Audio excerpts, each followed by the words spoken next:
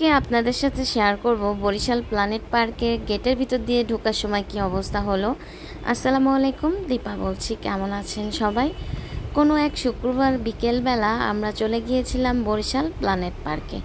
ওই যে দেখা যাচ্ছে আই লাভ বরিশাল, দেখতে কিন্তু সুন্দরই লাগছে।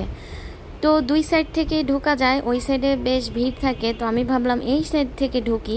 তো প্রথমে যে বাচ্চা নিয়ে ভাইরাটা আসলো, আমি ভাবলাম ওদেরকে আগে যেতে দেই। তো ওদেরকে আগে যেতে দেওয়ার পরে দেখলাম যে ভিড় চলে এসেছে মোটামুটি ভালোই। তো আমরা চলে এসেছি এ কারণে লাইনে।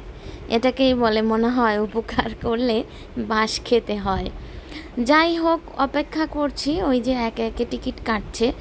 আর ডে বাই ডে সব কিছুর দাম এত বেশি, তাহলে পার্কে ঢুকতে দাম বাড়বে না? এটা কি হয় বলেন?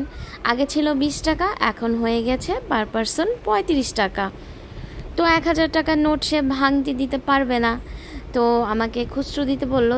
ভাগ্যিস যে খুচরো টাকা ছিল, তো এখন সেটাই দিয়ে দিচ্ছি। আমরা 3 জন, আমি, আমার ছেলে এবং মেয়ে, আমরা পার্কের ভিতরে ঢুকে যাচ্ছি। এই যে টিকিট নিয়ে নিয়েছি, এখন এক্সট্রা টাকাটা ফেরত দিচ্ছে।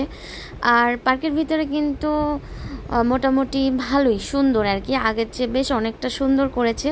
আর পরিবেশ, যারা এখনও পার্ক ঘুরে দেখেননি, অবশ্যই বরিশালে থাকলে ঘুরে দেখবেন, আপনাদের ভালো লাগবে। আর পার্কের ভিতরে ঢুকতেই যেটা দেখবেন অবাক হয়ে যাবেন, প্রথমেই দেখা যাচ্ছে ডাইনোসর, বাঘ মামা। তো আমরাও ঢুকবো, সাথে আমরা দেখবো এবং আপনাদেরকেও দেখাবো। আমাদের অলমোস্ট হয়ে গিয়েছে। এই যে আমরা এখন চলে যাচ্ছি, বাকি টাকা না নিয়েই চলে যাচ্ছিলাম। এই তো টাকাটা দেখেন ছিঁড়ে ফেললো। টাকা বলবো না, বলেন তো কি বলবো। যাই হোক, এই দেখেন পার্কের ভিতরে কি দেখলাম, ওই যে বাঘ।